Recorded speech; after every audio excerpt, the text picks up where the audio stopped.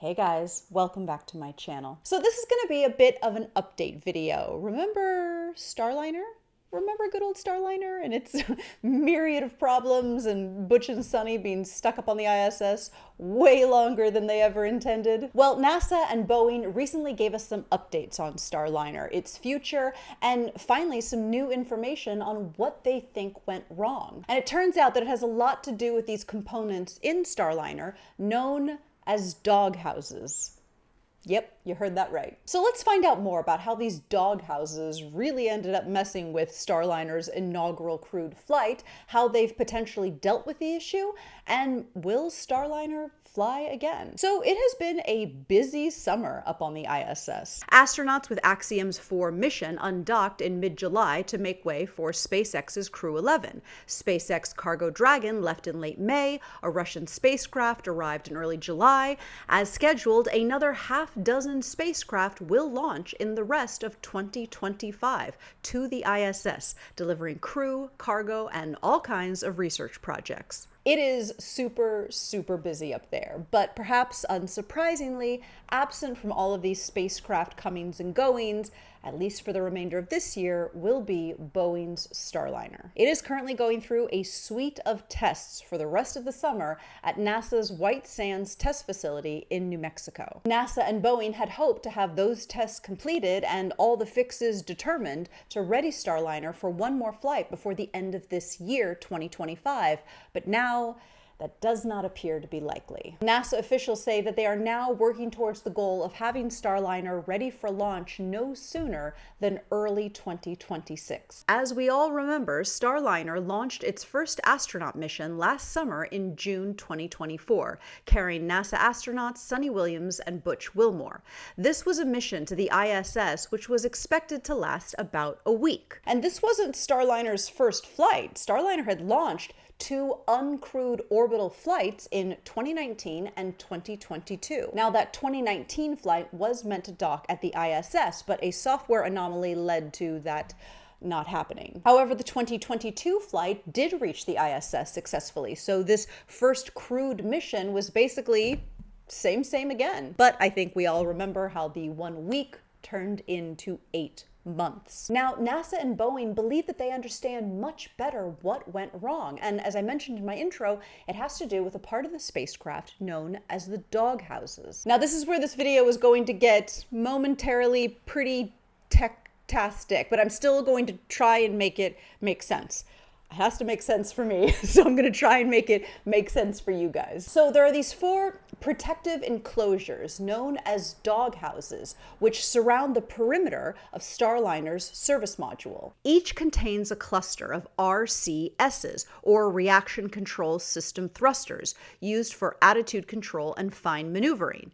And Starliner also has OMAC, or Orbital Maneuvering and Attitude Control thrusters, within the dog houses as well. Both systems use helium pressurization and the same propellants delivered through a shared network of feed lines and valves, creating a complex and interconnected system within each housing. So within the dog houses, it is a complicated beast of a system. So once Starliner was in orbit, it experienced multiple helium leaks traced to components within these dog houses, as well as the in-flight failure of 5 out of the 28 RCS thrusters. And Butch and Sunny staying up in ISS for as long as they did had to do with NASA and Boeing attempting to troubleshoot this issue from the ground. But they just couldn't crack it. So out of an abundance of caution, the decision was made to return Starliner back to Earth, but without the astronauts aboard. Now, very happily, Starliner's return happened without incident in September 2024, with the spacecraft successfully parachuting down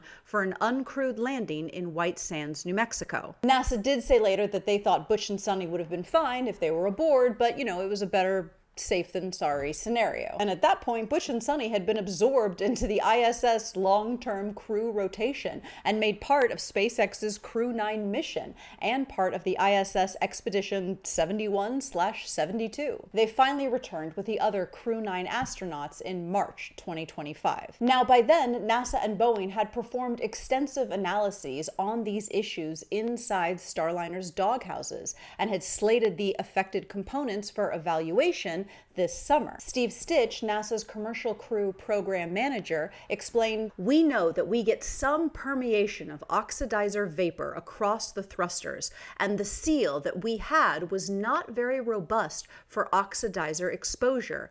We have various materials and tests right now to improve that seal on the helium interface at the flange of the thruster." Now, the purpose of those tests will help determine a potential new material to prevent these kinds of leaks from happening in the future, and also a better material to provide better insulation from the doghouse's other components and thrusters. And to better understand the effects of temperature swings within the doghouses, NASA is performing a series of pulse trains, and these are designed to cycle through a sequence of thruster burns at varying intensities and frequencies. Stitch said, "We're learning a lot about the differences in the oxidizer valve temperatures. The thruster has oxidizer that comes in on one side and fuel that comes in the other.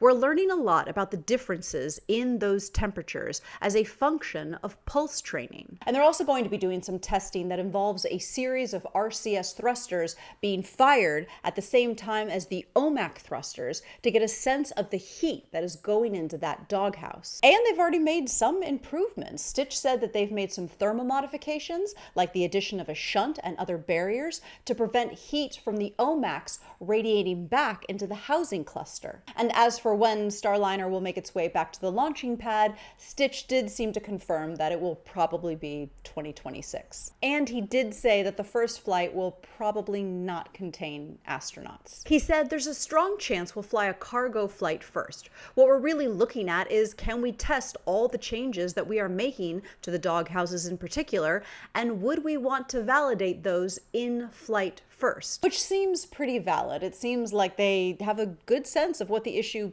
potentially was or is, but they have a lot of modifying and testing to do before they can even begin to think about another flight, never mind crewed or uncrewed. But of course, NASA has been very eager for Starliner to gain its crew certification. Both Starliner and SpaceX's Crew Dragon were chosen for development in 2014 under the space agency's Commercial Crew Transportation Capability contracts. Beginning with its cargo variant, SpaceX evolved Dragon into a crew-capable spacecraft, and they started sending astronauts to the ISS in Dragon in 2020. As of this recording, though it will probably have already happened by the time this comes out, Dragon is getting ready for its 11th crewed mission in the end of July 2025. But even with SpaceX's success, NASA still sees Starliner as a critical part of their goals for human spaceflight in LEO. NASA astronaut Mike Fink told Space.com, "Even SpaceX is cheering on Starliner. The more ways we have to get to space, the more people can fly in space, the better it is for our country." Fink will serve as mission pilot for Crew 11 when it launches this summer, but his spot as part of the next SpaceX crew was solidified in part because of the delays Starliner has faced over the last several years. He was originally scheduled to be the pilot for Starliner 1, and so he has done a lot of training on Starliner. But despite the problems, Fink says that he would still love to fly aboard the Boeing capsule. He said, "When NASA says that it's ready to fly again with people, I hope they sign me up." Which I think is kind of where we all are, right? Maybe? Let me know what you guys think. Does any of this sound promising as far as getting Starliner back on track? Or does it just feel like Starliner is way too far behind at this point to ever really be a viable partner for NASA and its LEO goals? Okay, so that's the update. As you guys know, I am very much team yay, more rockets. So I'm hoping for Starliner's success, but I guess we will see. Time will tell. But I will definitely be keeping an eye on this story. Okay, that's it for now. Thank you so much for watching, guys. And as always, I will see you in the next video.